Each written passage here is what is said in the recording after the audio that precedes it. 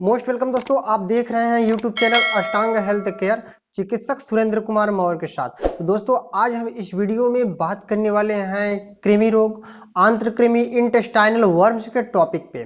तो दोस्तों वीडियो के लास्ट तक बने रहिए। अष्टांग हेल्थ केयर यूट्यूब चैनल को सब्सक्राइब करें और बेल आइकन घंटी को जरूर दबाएं। मेरे प्यारे दोस्तों, बस आप लोगों का ऐसे ही प्यार दुलार मिलता रहे और आप लोगों के लिए इस चैनल पर मेडिकल साइंस, रोगों के डायग्नोसिस का जानकारियां मिलता रहेगा। तो दोस्तों कृमि रोग सामान्य भाषा में कृमि पेट के कीड़े और अंग्रेजी में वर्म्स कहते हैं। मनुष्य के उदर आंत्र में विभिन्न प्रकार के कृमि कीड़े पाए जाते हैं जो कि अधिकतर बालकों में मिलता है। इनको आंत्रगत कृमि, इंटेस्टाइनल वर्म्स भी कहा जाता है। कृमि से तात्पर्य प्रायः पेट के कीड़ों या उदर कृमि से है। जब रोगी की आंतों में पाए जाते हैं तब उन्हें ही पाए जाने वाले कृमियों को हेलमांथीज कहते हैं। जब कृमि अधिकतर बालकों को तो रोग ग्रसित करते हैं, पर कृमि पुरुष और स्त्री व वृद्धों को भी सामान्य रूप से रोगी बना सकते हैं। बच्चों के पेट में कीड़े हो जाना संसार के कई विकासशील, खासकर गर्म देशों में एक आम बीमारी है। हमारे यहाँ भी उन लोगों में जो स्वास्थ्य के नियमों से, शुद्ध जल और शुद्ध पेय की महत्ता से अनभिज्ञ हैं, पेट के कृमियों के शिकार हो जाते हैं।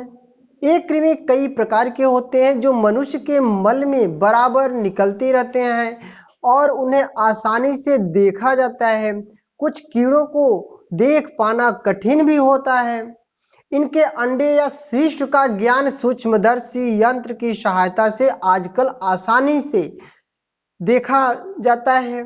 आयुर्वेद में भी कृमियों का बहुत वर्णन मिलता है, परंतु आधुनिक वर्णन बहुत खोजपूर्ण और विकास है। दोस्तों ये सभी कृमि परिपोषी होते हैं, अतः जो कुछ बच्चा खाता है, पीता है, उसे ये चटकृत जाते हैं। फलस्वरूप बच्चा दुबला पतला और कमजोर हो जाता है और ये कृमि बढ़ते जाते हैं। यहाँ जिन कीड़ों की चर्चा की जाएगी वे सब आंतों के निवासी होते हैं। इन कृमियों की विषैली प्रतिक्रिया हमारे शरीर में अनेक रोगों की जन्म देती है। आंत्रकृमि अनेक तरह के होते हैं। इनमें सूत्रकृमि, थ्रेडवर्म्स, अंकुश कृमि, हुकवर्म, केचुआ, राउंड वर्म्स, फीता कृमि, टीनिया, सोलियम आदि कृमि प्रमुख हैं। इन कृमियों के होते कोई रोगी स्वस्थ रह ही नहीं पाता। यह मिट्टी जनित विकार है। किसी भी माध्यम से बच्चे के पेट में मिट्टी जाने पर एक कृमि उत्पन्न हो सकते हैं। तो दोस्तों इसके क्या क्या कारण हो सकता है? अस्वच्छता पेट के कीड़ों का सबसे प्रमुख इसके क्या होते हैं? लक्षण होते हैं। इसके कितने कितने लक्षण होते हैं तो आज हम उसके विषय पे बात करते हैं। बिना हाथ धोए अगर हम भोजन करते हैं तो कृमि होने की भी संभावना हो सकता है। जैसे बिना हाथ धोए भोजन करने अन्य किसी प्रकार की गंदगी से उत्पन्न होते हैं। पिछला आहार ठीक से पच न पाया हो, उस पर फिर से भोजन करने की आदत, प्रतिदिन अत्यधिक मात्रा में खट्टे मीठे पदार्थों को खाने की आदत, अत्यधिक मात्रा में तरल आहार का सेवन करना, आटे और गुड़ से बने हुए खाद्य पदार्थों का अधिक मात्रा में सेवन करने से भी कृमि रोग होने की संभावना होती है। दोस्तों दिन में सोने की आदत, दिन को सोने से शरीर में जो विकार होते हैं उनसे आंतों में कृमि पैदा होने की भी संभावना होती है। भोजन में विपरीत प्रकृति वाले आहारों का सेवन, जमीन पर गिरी हुई चीजें उठाकर खाना, नाखून खाने, मुंह से नाखून कुतरने की आदत, अधपका मांस खाने से, निष्क्रिय एवं श्रमहीन जीवन तथा नियमित व्यायाम का अभाव, कच्चे फल और सब्जियों आदि बिना धोए पोछे खाने से, अधिक पका केला खाने से, इससे पेट में जल्दी कीड़े होने की संभावना होती है। अम्ल रस पैदा करने वाले खाद्य भी कृमियों को पैदा करते हैं। मीठी उड़द तथा खट्टे पदार्थ, अत्यधिक नमक खाने से और गुड़ का अधिक सेवन करने से भी होता है। याद रहे कि दोस्तों आयुर्वेद का मानना है कि जो व्यक्ति मीठे और खट्टे पदार्थों का सेवन अधिक मात्रा में करते हैं उनके शरीर में इन कीड़ों की वृद्धि के लिए अच्छा वातावरण तैयार हो जाता है। विशेषकर गांवों में टट्टी पेशाब के लिए नंगे पैर जाने वाले व्यक्तियों को कृमि का रोग विशेष रूप से पेशाब करना है परेशान भी करता है। इस कृमि को अंकुश कृमि या हुकवर्म कहा जाता है। एक कृमि नंगे पैर की त्वचा को भेद कर रक्त में मिल जाते हैं, वहां से आंत में पहुंचकर विकासित होने लगते हैं। एक कृमि आहार रस और रक्त धातु को चूस लेते हैं जिससे रोगी को एनीमिया रक्ताल्पता हो जाता है। कृमियों के अंडे बहुत सूक्ष्म होते हैं। गुदा में कृमि होने से बच्चा गुदा मार्ग खुजलाता है और वही हाथ मुंह से रख लेता है तो कृमि या अंडे उसके मुंह मार्ग में नाखून के जरिए भी पेट में पहुंच जाते हैं। तो दोस्तों इसके बाद हम बात करते हैं कुछ लक्षण के विषय पे। इसके क्या क्या लक्षण हैं। बच्चे का शरीर दुबला हो जाता है और उसका चेहरा पीला नजर आता है। आंखों के नीचे काला घेरा उत्पन्न हो जाता है। मंद मंद ज्वर बना रहता है। पेट में हल्का हल्का दर्द रहता है।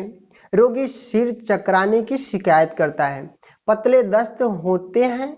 मल द्वार के आसपास खुजली होते हैं और शाम के समय अधिक बढ़ जाती है।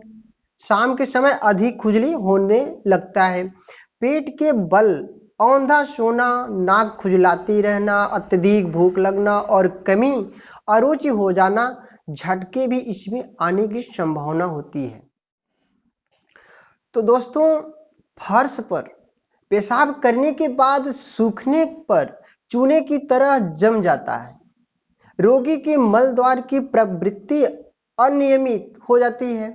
यदि मल को बारीकी से देखा जाए तो उसमें कुछ हिलता डुलता दिखाई पड़ता है। चेहरे पर फीकापन आ जाता है। पूरे चेहरे का रंग एक जैसा नहीं रहता है। कहीं धब्बे होते हैं तो कहीं कालापन दिखाई देता है। रात के समय नींद में रोगी दांत किटकिटाता है। रात के समय लार आती है, इसीलिए सुबह देखने पर रोगी के तकिया और चादर कुछ कुछ गीले होते हैं। खून की कमी हो जाती है और पांडु रोग के लक्षण दिखाई पड़ने लगते हैं। किसी काम में मन नहीं लगता है। कभी कभी रोगी रात में सोते हुए चौंक कर जाग पड़ता है, जचक जाता है। रोगी की भूख समाप्त हो जाती है। पर जब रोगी का आहार कृमि खा जाते हैं तब रोगी को बहुत तेज भूख लगती है। होठ बार बार सूख जाया करते हैं। कृमि के कारण ही हृदय रोग, सिर दर्द, पेट का अफरा, पेट फूलना, दस्त और उदर शूल आदि रोग उत्पन्न हो जाते हैं।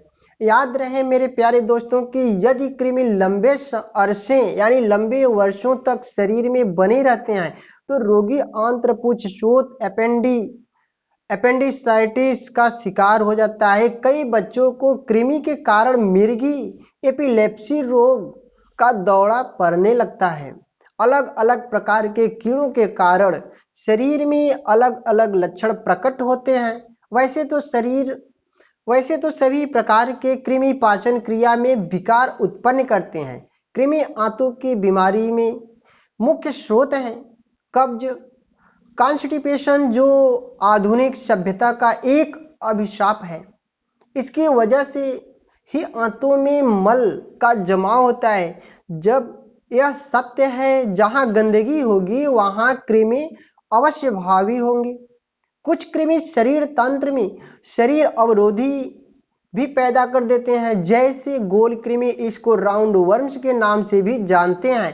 आंतों के मार्ग को अवरुद्ध कर सकती हैं। यह अवरोध अत्यंत कष्टदायक एवं जटिल होता है और तुरंत ऑपरेशन की आवश्यकता पड़ने लगता है। हुक वर्म कृमि यानी अंकुश कृमि एक दिन में 0.4 ml रक्त यानी खून आंतों से सोख लेता है। यदि इनकी संख्या 10 हो तो प्रतिदिन कम से कम 4 ml रक्त चूस लेते हैं। 4 ml करीब 1 चाय चम्मच होता है। तो दोस्तों अगली वीडियो में इसी के अंतर्गत और इसी कृमि का टॉपिक है गोल कृमि।